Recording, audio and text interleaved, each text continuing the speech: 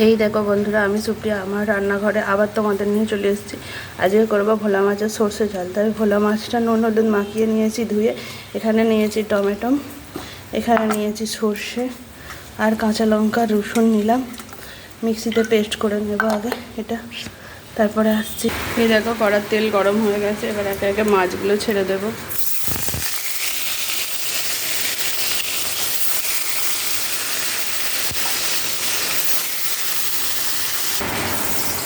এই দেখো বন্ধুরা, মাছটা ভেজে তুলে নিয়েছি পুরোটাই। এখন দেখো আমাদের এখানে কারেন্ট নেই, বৃষ্টি পড়ছে, ঘর পুরো অন্ধকার, একদম পুরো বৃষ্টি পড়ছে। বৃষ্টির মধ্যে আমি রান্না করছি এখন বসে বসে। মাছটা তো ভেজে, এবার তেলের মধ্যে দিয়ে দেবো কালো জিরে। দেখো একটু কালো জিরে নিয়ে নিয়েছি, একটু হাতের মধ্যে রগড়ে দিয়ে দিলাম।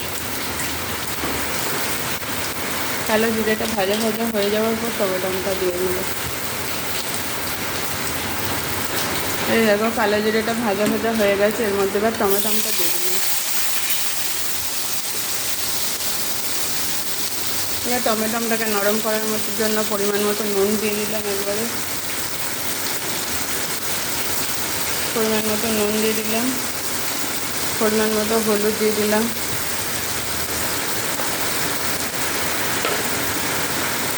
জলের কি আওয়াজ দেখেছো, ভীষণ জোরে জল বৃষ্টি হচ্ছে।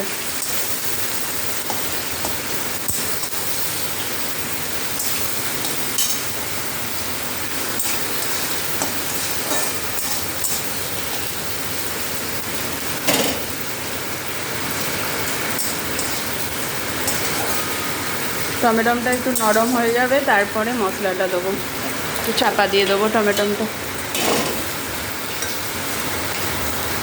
এই দেখো কি জোরে বৃষ্টি হচ্ছে, আর ঘর পুরো অন্ধকার কালো করে এসছে একবারে। এই দেখো টমেটোটা নরম হয়ে গেছে, এবার ভালো করে ম্যাশ করে নিই খুন্তি দিয়ে টমেটোটাকে।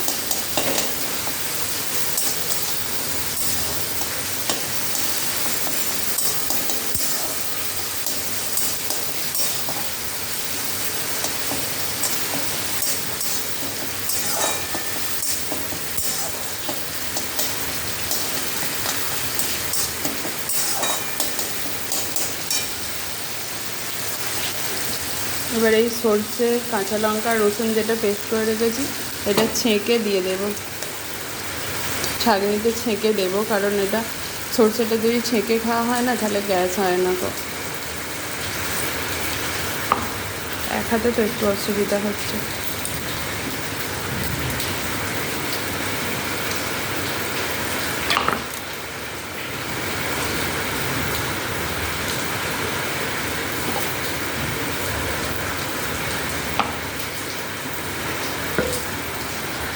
এই দেখো মশলাটা পুরো ছেঁকে দিয়ে দিয়েছি, এবার এটা ফুটলে তারপরে মাছটা দেবো, একটু জল দিয়ে দেবো, ফুটে যাক তারপরে আসছি। এই দেখো বৃষ্টিটা একটু কমেছে, এই দেখো আমার মাছের ঝোল ফুটে গেছে, এবার মাছগুলো দিয়ে দেবো।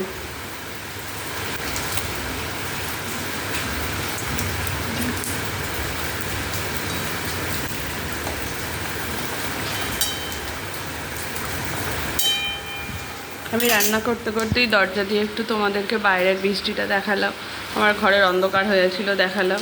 এখন দেখো বৃষ্টিটা কমেছে একটু, আর আমার ঘরেও কারেন্ট এসছে। এই দেখো আমার বাড়ির পাশেই আমার কুমড়ো গাছটা হয়েছে, এই যে কত সুন্দর একটা কুমড়ো গাছ হয়েছে। রান্না করতে করতে তোমাদের সাথে এটাও এই দেখো আমার মাছের ঝাল হয়েই গেছে, এর মধ্যে একটু ধনে পাতা ছড়িয়ে দিয়েছি, যেটা ফোন ক্যামেরা মিস করে গেছে, আর ওপর থেকে একটু সরষের তেল দিয়ে দিলাম। এবার নামিয়ে নেব। এই হলো আমার ভোলা সর্ষে।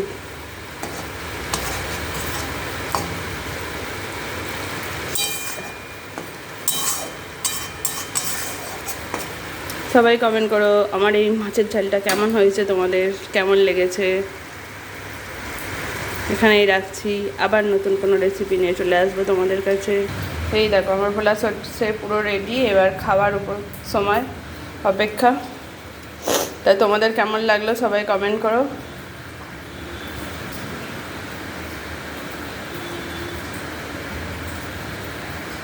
এখানেই রাখি, সবাই সুস্থ থাকবেন, ভালো থাকবেন। আবার নতুন কোনো রেসিপি নিয়ে নতুন কোনো সময় তোমাদের সামনে চলে আসবো।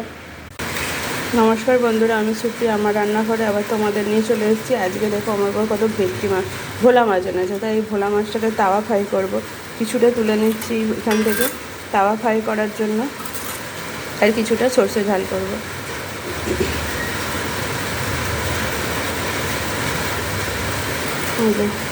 চারটে মতো তুলে নিলাম, এটা তাওয়া ফ্রাই করব, আর এটা সর্ষে ঝাল করব। সর্ষে ঝাল করার জন্য নুন হলুদ এখানে মাখিয়ে রেখেছি,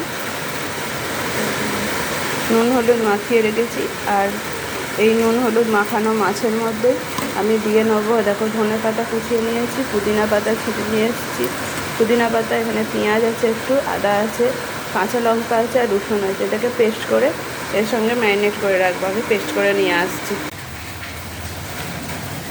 এ দেখো মশলাটা পেস্ট করে নিয়ে চলে এসেছি। এবার এর মধ্যে দিয়ে ম্যারিনেট করে ফ্রিজে রেখে দেবো। 2-3 ঘন্টা ম্যারিনেট করার পর এটাকে ভাজা যাবে। তবে এখন আমি তো সকালের দিকে ম্যারিনেট করে রেখে দিচ্ছি, সন্ধ্যের দিকে এটাকে করব। এটা হবে তাওয়া ফ্রাই, ভোলা তাওয়া ফ্রাই, খেতে ভালোই হবে। তোমরা ভিডিওটা দেখতে থাকো, সাথে থাকো, পুরো ভিডিওটা দেখো, ভালো লাগবে।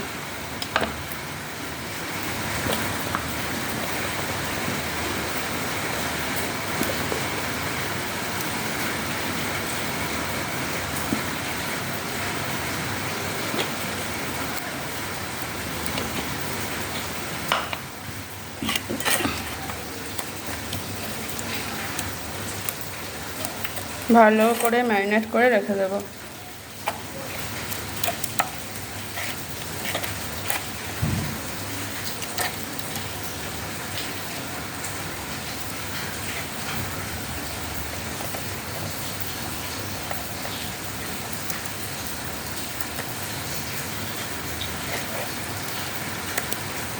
এইভাবে ফ্রিজে 1 ঘন্টা ম্যারিনেট করে রেখে দেওয়া।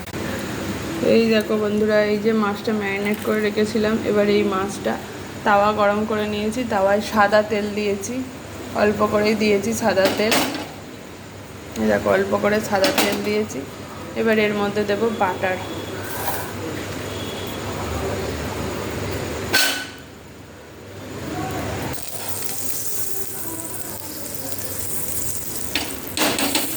বাটারটাও অল্প করে দিয়ে দিলাম।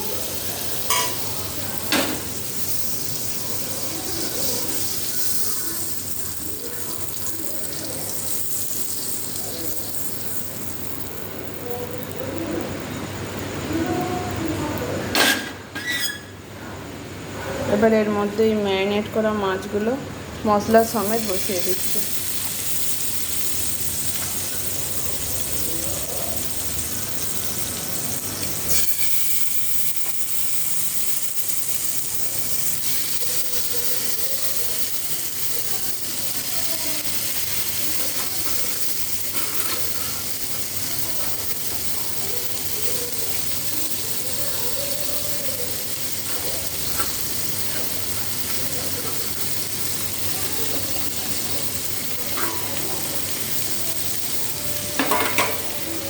এবার হালকা করে ভেজে নেবো, অল্প তেল দিয়ে, ভালো ডিপ ফ্রাই হবে না, তাওয়া ফ্রাই হবে।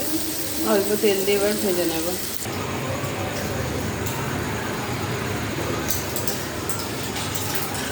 এই দেখো আমার তাওয়া ফ্রাই রেডি হয়ে গেছে। এটা হলো ভোলা তাওয়া ফ্রাই। এই যে দুদিক লাল লাল করে ভেজে নিয়েছি। এটা খেতে খুব ভালো লাগবে, তোমরাও করে খেয়ে দেখো, খুব ভালো হয় এটা। এখানেই রাখলাম, আবার নতুন কোনো সময় নতুন কোনো রেসিপি নিয়ে চলে আসবো তোমাদের কাছে।